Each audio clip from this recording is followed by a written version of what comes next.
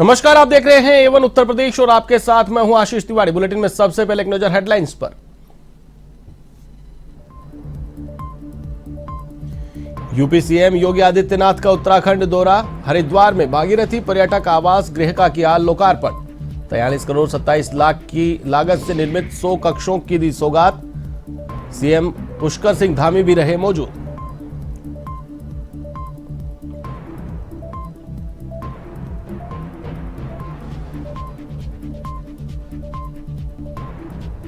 UP के बदायूं में तूफान ने मचाई तबाही। आफत की आंधी से 5 लोगों की मौत, कई घायल।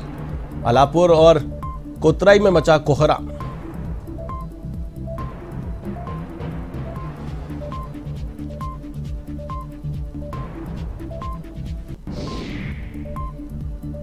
बिजनौर के चांदपुर में गंगा नदी में नहाने के दौरान हादसा। नदी में डूबे 4 युवक, 3 की हुई मौत, एक को स्थानीय गोताखोरों ने बचाया।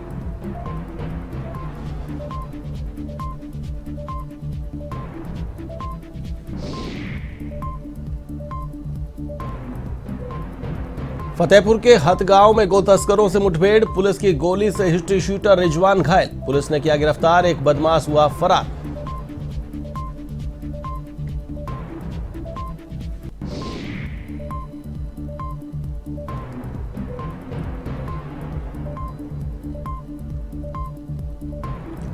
लखनऊ में कस्टम विभाग की बड़ी कार्रवाई। अमौसी एयरपोर्ट पर यात्री से 1.5 किलो से अधिक सोना बरामद। 42 लाख रुपए से अधिक आंकी जा रही सोने की कीमत।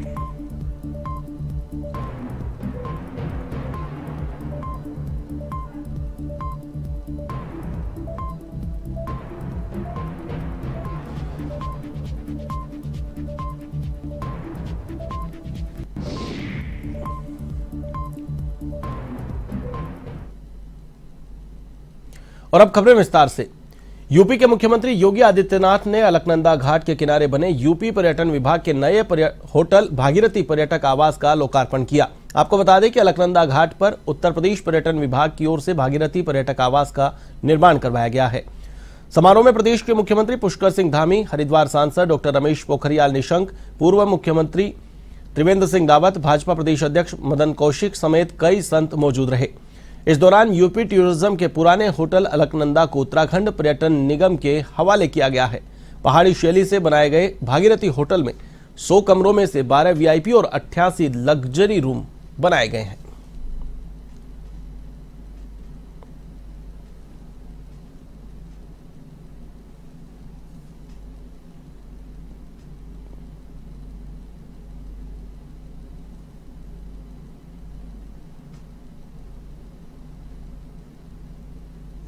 आज का कार्यक्रम आपके सामने हमारे मंच पर अभी जिन महानुभावों का उद्बोधन आप सबको सुनने को मिला है उससे बहुत स्पष्ट हो चुका है।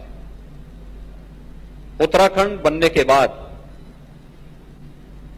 उत्तर प्रदेश और उत्तराखंड के बीच में संपत्ति विवाद चला आ रहा था और 21 वर्षों से यह मामला जब आपसी सहमति और संवाद से नहीं सुलझ पाया तो ये न्यायालय में चला गया और न्यायालय में जाने के बाद अनसुलझा हो गया। 2017 में जब मुझे उत्तर प्रदेश का मुख्यमंत्री बनाया गया और उसी समय भारतीय जनता पार्टी की सरकार से त्रिवेंद्र सिंह रावत जी के नेतृत्व में उत्तराखंड में बनी, एक मामला सुप्रीम कोर्ट में जो चल रहा था, सुप्रीम कोर्ट ने बहुत तीखी टिप्पणी की थी। मुश्किल से सरकार बने हुए 1 सप्ताह हुए थे, इस समय तीखी टिप्पणी हुई थी। तो मैंने अपने उत्तर प्रदेश सरकार के अधिकारियों से पूछा, मैंने कहा ये न्यायालय को, माननीय न्यायालय को इसमें इतनी तीखी टिप्पणी करने की आवश्यकता क्यों पड़ी? क्या हम इसका समाधान बैठ करके नहीं कर सकते थे? लेकिन जो अक्सर नौकरशाही की प्रवृत्ति होती है टाल मटोल करने की, और उसके कुछ समय के बाद मेरे पास उत्तराखंड के माननीय मुख्यमंत्री जी का भी फोन आया कि हम लोग इस मुद्दे पर बैठना चाहते हैं। मैंने कहा भी हम बैठ करके इसका समाधान हम भी चाहते हैं और मैं आज धन्यवाद भी दूंगा और बधाई भी दूंगा श्री पुष्कर सिंह धामी जी को और उनकी पूरी टीम को कि यहां पर अलकनंदा उत्तराखंड सरकार को प्राप्त हो गया है और उत्तर प्रदेश को भागीरथी मिल गई है। मैं सबसे पहले तो आज जो ये इसकी शुरुआत तो बहुत दिनों पहले से चल रही थी, लेकिन आज जिसका लोकार्पण और जिस प्रकार से हमको ये हस्तांतरण दोनों एक साथ प्रक्रियाएं हुई हैं, उसके लिए माननीय योगी आदित्यनाथ जी को बहुत उनका धन्यवाद करना चाहता हूं कि उन्होंने जितने सहृदयी होकर, और मैं आपको बताऊं कि ये जो उत्तराखंड बने हुए 22 साल होने को हैं, 22वें साल में हम प्रवेश कर गए हैं, और पिछले 22 सालों में पहले भी बहुत सारी सरकारें थी। जैसा आदरणीय सतपाल महाराज जी कह रहे थे, ट्रिपल इंजन, तो 3 इंजन, माने एक इंजन मोदी जी का, एक इंजन श्रद्धेय महाराज जी का, योगी जी का, और एक इंजन यहां उत्तराखंड का आप सब लोगों ने जो लगाया है। तीनों ने मिलकर वो काम किया है और उसके सूत्रधार बने हैं आदरणीय महाराज जी। और मैं उनके पास जब गया तो मेरे मन में बड़ा संशय था, क्योंकि हर बार जो हमारे व्यवस्था को चलाने वाले जो अधिकारीगण हैं, वो कई बार, ये कार्यक्रम काफी दिनों से चल रहा था और मुझे लग रहा था कि चुनाव का भी वक्त है, अब महाराज जी भी कैसे करेंगे, अब कितना कर पाएंगे। और जब मैं आपके पास गया तो मैंने महाराज जी से, सवेरे आपने मुझे जलपान पर बुलाया था, तो जलपान करने के बाद 5 मिनट मैंने आपसे कहा कि महाराज जी, उत्तराखंड के अंदर भी चुनाव है, चुनाव यहां भी है, और आज अखबारों में सब जगह वहां छप गया है उत्तराखंड में कि परिसंपत्तियों के बंटवारे को लेकर आज बैठक होने वाली है। और कहीं ऐसा तो नहीं होगा कि हर बार की तरह इस बार भी जो है लोग कहेंगे कि बैठक होती है, नतीजा कुछ निकलता नहीं है। तो महाराज जी का जैसा स्वभाव है, वो कम बोलते हैं, उन्होंने मुझे कुछ नहीं कहा, केवल इशारा किया हाथ से कि आप बोलिए मत कुछ। अपने 2 दिवसीय दौरे के अंतिम दिन कैबिनेट मंत्री जितेंद्र प्रसाद ने वाराणसी में पीडब्ल्यूडी विभाग की समीक्षा बैठक ली और बनारस में हो रहे कार्यों का स्थलीय निरीक्षण भी किया। जितेंद्र प्रसाद ने बैठक के बाद बताया कि हमारा लक्ष्य है कि सभी कार्य समय से गुणवत्ता के साथ समाप्त हों, ताकि बनारस और प्रदेश को विश्व स्तरीय सुविधा मिल सके। वहीं जितेंद्र प्रसाद ने बाबा विश्वनाथ के दरबार में शीश नवाया और उनसे आशीर्वाद लिया। इसके बाद उन्होंने धाम प्रांगण में पीडब्ल्यूडी विभाग द्वारा किए गए कार्यों को भी देखा और फेज 2 में हो रहे कार्यों को भी देखा। साथ ही गुणवत्ता के साथ समय पर इन कार्यों को पूरा करने के निर्देश दिए।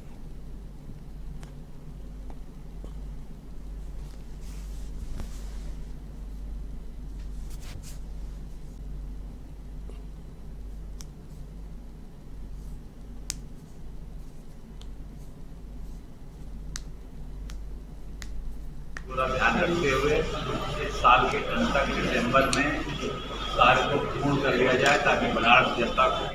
समीक्षा की थी जो जनप्रतिनिधियों से लेके कार्यकर्ता और आम जनमानस से संवाद किया बनारस की इस पावन धरती पर।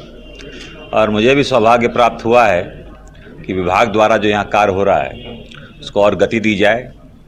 बड़ी महत्वाकांक्षी योजनाएं हैं और आज तो बाबा भोलेनाथ के दर्शन भी हुए और वहाँ सौभाग्य है कि हमारे विभाग पीडब्ल्यूडी का उसमें कार्य रहा है। और यहाँ तमाम सेतु, रेलवे ओवरब्रिज, चौड़ी सड़कों का निर्माण, बनारस के देहात की सड़कें, तमाम एक एक योजना पे विस्तार से चर्चा हुई है और जो समस्याएं हैं उसके निदान के लिए निर्देश दिए गए हैं। आगे की जो योजनाएं हैं वो बनारस की जनता के लिए सुविधा और कैसी लाई जाए, इंफ्रास्ट्रक्चर के ध्यान रखते हुए उस पर भी चर्चा की गई है। और जहां कमियां होंगी वहां मैंने स्पष्ट निर्देश दे दिए हैं कि गुणवत्ता से कोई समझौता नहीं होगा और जहां ढिलाई है और विलम्ब हो रहा है प्रोजेक्ट्स में, उनमें तेज़ी लाई जाए, ताकि जो टाइम निर्धारित है उस पर सब काम पूर्ण हो जाए। धन्यवाद। ग्रामीण सड़कों की स्थिति काफी खराब है। एक सवाल विभाग से जुड़ा हुआ। पिछले साल पायलट प्रोजेक्ट के तौर पे प्लास्टिक से सड़कों का निर्माण कराया जा रहा था। बड़ा गांव ये ब्लॉक में शुरू भी हुआ था। क्या इस वर्ष भी इस पे चालू होगा? अब आपको पता है पायलट प्रोजेक्ट कौन सा वाला है, अभी हम पता करेंगे क्या है। जो भी होगा मैंने बताया, टेक्नोलॉजी, नई योजनाएं, नए प्रयोग, मगर वो सब ये एक चीज ध्यान रखी जाएगी कि गुणवत्ता से कोई समझौता ना हो और वर्ल्ड क्लास फैसिलिटीज बनारस और उत्तर यूपी के बस्ती से है, जहां एक लड़की के साथ गैंगरेप का मामला सामने आया है और गांव के ही 3 युवकों पर दुष्कर्म का आरोप लगाया गया है। मामला धोली थाना क्षेत्र का है, जहां तहरीर पर एफआईआर दर्ज की गई है और मौके पर पहुंचे पुलिस के आला अधिकारियों ने घटना की जानकारी ली है। गैंगरेप में शामिल तीनों युवकों को पुलिस ने गिरफ्तार भी कर लिया है।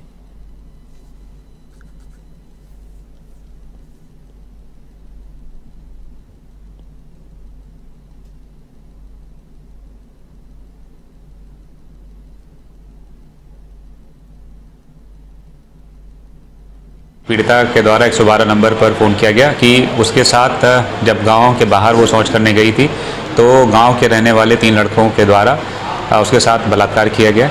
इस सूचना पर तत्काल थाना रदौली की पुलिस मौके पर पहुंची और हम उच्चाधिकारीगण भी मौके पर पहुंचे। लड़की की तहरीर के आधार पर तत्काल 376D का अभियोग पंजीकृत किया गया और जो 3 अभियुक्त थे उनकी गिरफ्तारी के लिए टीमें लगाई गई। उन तीनों अभियुक्तों की गिरफ्तारी कर ली गई है। इनसे जांच की जा रही है। लड़की का 161 का बयान हो गया जिसमें उसने अपने साथ हुई घटना को तस्दीक किया है। बयानों के आधार पर इन तीनों अभियुक्तों को जेल भेजा जा रहा है। इस पूरे प्रकरण की सभी पहलुओं पर नज़र रखते हुए इनकी जांच की जा रही है। मौके पर सभी उच्चाधिकारीगण भी मौजूद हैं। मौके पर शांति व्यवस्था कायम है। कानपुर शहर के सरकारी अस्पतालों की हालात ठीक नहीं हुए हैं। आए दिन मरीज इलाज के अभाव से अपनी जान से हाथ धो बैठ रहे हैं। शहर के अस्पतालों में घायल मरीजों को स्ट्रेचर तक नसीब नहीं हो पा रहा है। ऐसे ही आलम रोजाना देखने को मिलता रहता है। ताजा मामला उर्सला अस्पताल की इमरजेंसी में देखने को मिला, जहां एक मां अपने बेहोश बच्चे को गोद में लेकर एक वार्ड से दूसरे वार्ड में लेकर डॉक्टरों के चक्कर लगाती रही, लेकिन ना तो उस महिला को डॉक्टर मिला और ना ही स्ट्रेचर। यही हकीकत है शहर के अस्पतालों की।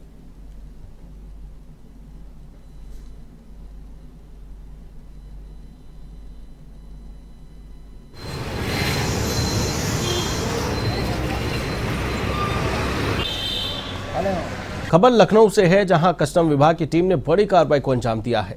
आपको बता दें कि कस्टम विभाग ने अमौसी एयरपोर्ट पर कार्रवाई करते हुए यात्री से 1 किलो 575 ग्राम से अधिक का सोना बरामद किया है।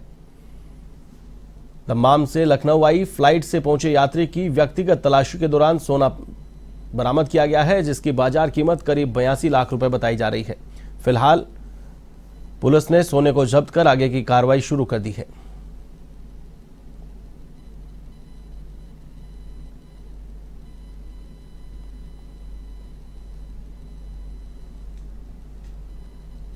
यूपी के बदायूं में आई तेज आंधी 2 जिंदगियां अपने साथ उड़ाकर ले गई।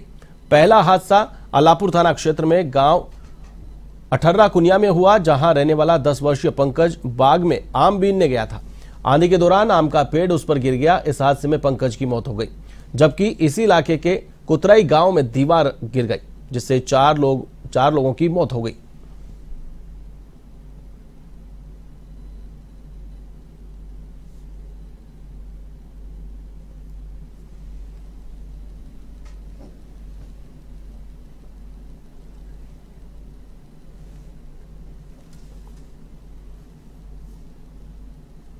बिजनौर के थाना चांदपुर क्षेत्र में गंगा नदी में नहाने गए 4 युवक गंगा नदी में डूब गए, जिनमें से 3 की मौत हो गई, जबकि एक अन्य को बमुश्किल स्थानीय गोताखोरों की मदद से बाहर निकाल लिया गया। इस दौरान मौके पर भारी भीड़ जमा हो गई, तो वहीं प्रशासनिक अधिकारी भी मौके पर पहुंचे। वहीं घटना से युवकों के परिवार का रो रो कर बुरा हाल है।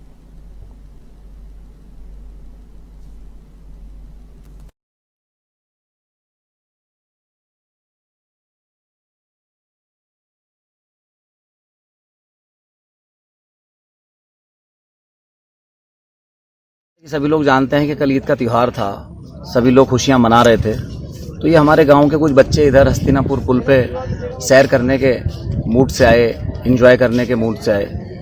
अब यहाँ पुल के पास में जो गंगा नदी हमारी चलती है, तो वहाँ इनका नहाने का मन हुआ, ये लोग नहाने लग गए। अब उसमें से नहाते नहाते कुछ बच्चों के साथ जो है ये 3 लड़कों के साथ ये हुआ कि कोई उसमें बीच में पानी में फंस गए ये लोग, और तब से ये करीब 11:30 या 12 बजे के आसपास का मामला है। उस वक्त से अभी तक उन बच्चों का नहीं पता है कहाँ है। प्रशासन काफ़ी मदद कर रहा है इसमें, डीएम मेरठ साहब से